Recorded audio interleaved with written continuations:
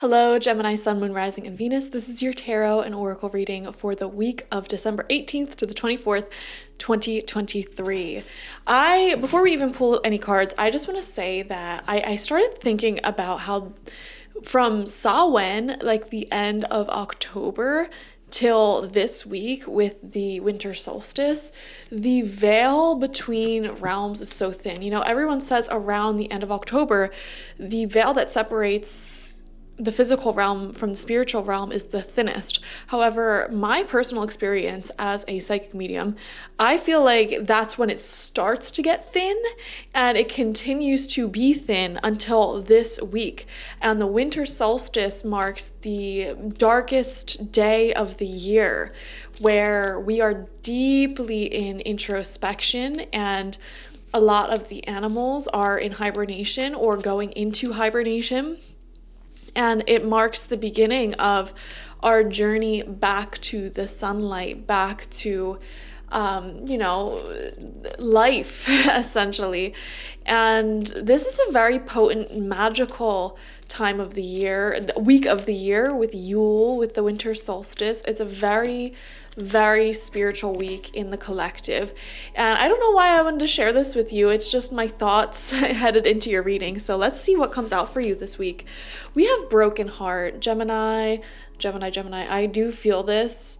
Okay, some of you guys, I feel like there was a situation that may have happened in the previous weeks where you are grieving the loss of it now. So you may be in separation with someone or something, no contact. There may have been some sort of big ending, and it feels emotional based. It feels like it could be related to a person, to a relationship. So we do see some energies there, of frustration, of grieving, of feeling the loss of this energy. And Spirit really wants you to know that if it is meant for you, it will return to you.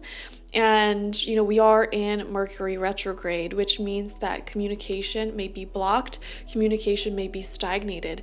When there is a planet in retrograde, we have to follow its lead. Mercury rules over communication, and it rules over forward momentum in like traveling, technology, science, and our relationships. So when it's in retrograde, essentially Mercury is taking all of its power and influence and pouring it into itself as opposed to all of us here on Earth. And we have to follow Mercury's lead because we are the universe. We have Mercury energy within us. Everyone has Mercury energy within them. It's in your natal chart, okay? You were born under, certain Mercury influences. And during this retrograde, you are being asked to pour that love into yourself. And so your relationships may be stagnating. There may be someone who you want to communicate with, but you cannot communicate with at this time. And this week feels like a week where you're being asked to pour the energy, the care, the love that you have, that you would give to this person, and put it towards yourself, your hobbies, your goals, and everything of that nature. Spirit is they're acknowledging the pain, they're acknowledging the heartbreak, the loss, and they're saying, look, this is life. This is something that has to happen from time to time. And look at this as an opportunity to really make yourself the center of attention, because Mercury is doing that as well. They're making themselves the center of their attention. The spirit, the god Mercury, is not lending us his energy right now. The energy that makes travel easy, business flow, relationship communication easy. So yeah, there may be issues from the past coming back up to be dealt with. Everyone is sort of left to fend for themselves. The reason why people from the past come back up during Mercury retrograde, it isn't necessarily because it brings back the past. It's because Mercury may have the influence over people to hold their tongue, to not communicate with people from the past. And so when Mercury, leaves us to our own devices when he's going retrograde, a lot of people do things like reach back out to their exes, or, really focus on the past instead of, the present. And yeah, so I don't know. I am seeing that influence for you guys. You're not alone for sure. But yeah, Spirit's just acknowledging, like, we're not going to ignore the elephant in the room in this reading. Then you have believe. And, you know, I really feel like with this card, it's asking you to look at the best case scenario with whatever's bothering you in your life right now, because Spirit's saying that best case scenario can actually happen for you. And I'm getting the message here of, if the universe is delaying something in your life, it's only because there's something even better, or what you're manifesting is going to be a lot greater than what you're even asking for. Does that make sense? So if there's a delay, look at it in that light, because that's what Spirit's saying, okay? And then your message from your spirit guides is hope. Yeah, exactly. Hope, believe. Wow. Your loved ones in the spirit realm know when to reach out if they see that you're at a low point. Whether you're caught up in a difficult situation or struggling with someone specific in your life, there is always hope. Okay, I intuitively feel like if you're dealing with a situation with someone else where they have broken your heart, or you may not be communicating right now, I feel like the situation may actually change in the future. And no, I'm not asking you to wait. That's definitely not the message I'm giving here. But believe in the best case scenario, because I feel like it is going to happen. And best case scenario, have hope in your own goals, projects, and things that you're working on, because I feel like not only will the best case scenario manifest, but something even better will manifest as well. We have the Three of Pentacles coming out. We're going to get 6 cards, 2 rows of 3. Three of Pentacles shows public acknowledgement for your work. If you're in a career field where public recognition is desired, you know, such as the entertainment industry, or if you're like an artisan, small business owner of any sort, I am seeing a lot of business coming through, which makes a lot of sense, you know, with the holidays. And yeah, that's looking pretty good. We have the Hermit coming out. Exactly. You're going to have a lot more time to yourself this week. And I do feel for some of you, you are in some sort of separation, or, you know, someone who you used to talk to a lot may not be currently in your life as much or at all, which puts you into this Hermit energy of being on your own. When you're in this Hermit energy, Spirit is asking you to focus on your goals, your projects, your hobbies, and things that you enjoy doing. I'm seeing here a vision of a lot of you like posting more selfies. It's reminding me of that song by Lizzo. Fresh photos with the bomb lighting. New man on the Minnesota Vikings. Truth Hurts, that's the name of that song.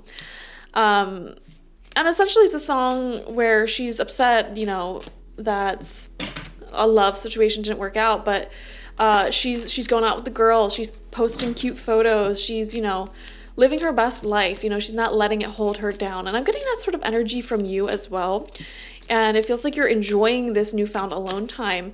This space, it's interesting. It's like there's a space, a void left in your heart where someone is leaving. However, that space, that time that you have, you actually can fill it up with things that you enjoy doing. That's what Spirit's saying and encouraging you to do. So fill it up with, you know, your goals, your friends, your like things that you wouldn't have done before, like post cute photos or whatever. Oh yeah, we have 8 of Cups. Yeah, this is showing that separation, that walking towards the sunlight, finding hope in the darkness, and making the most out of this situation. Yeah, it hurts. Sometimes when you are so used to talking to someone every day and then you suddenly, you know, that ends, it can be painful. However, at the same time, there is such a thing as like a post-breakup glow-up. Usually for the party of said breakup or separation that was in the right, I want to say. They tend to have a glow-up because it's like, you know what, I did the best I could. There's nothing else I can do. So they leave the relationship or the separation with a sense of peace. You know, there was everything that I could have done, I did. And, you know, there's no guilt, there's no frustration. And because of that, it's like the void that then exists after that connection is no longer present in your present day life.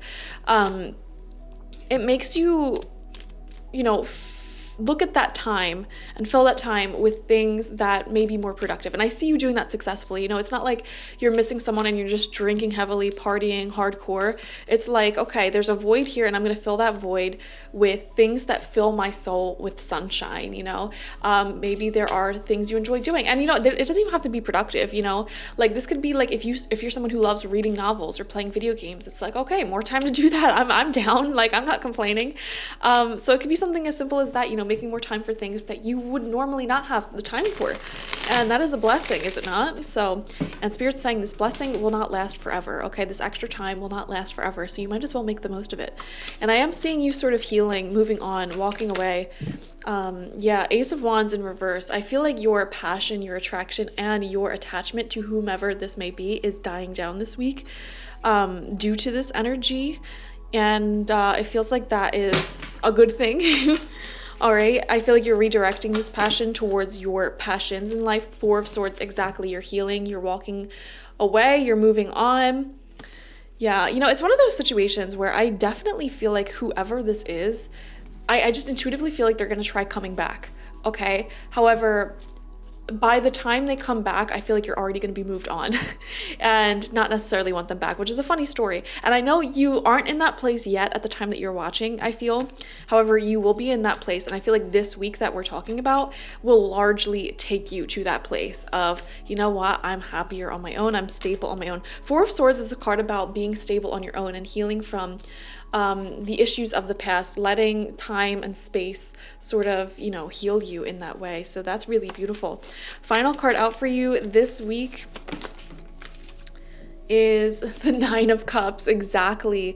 By the end of the week, you're going to be very emotionally fulfilled, like genuinely actually happy and optimistic about your life, enjoying your independence, enjoying this spare time that you have, and like really treasuring this new energy. And look at that. We have a natural progression here. We go from the Eight of Cups to the Nine of Cups, okay? So this is like, you know what? I'm healing, I'm walking away, I'm moving towards the light.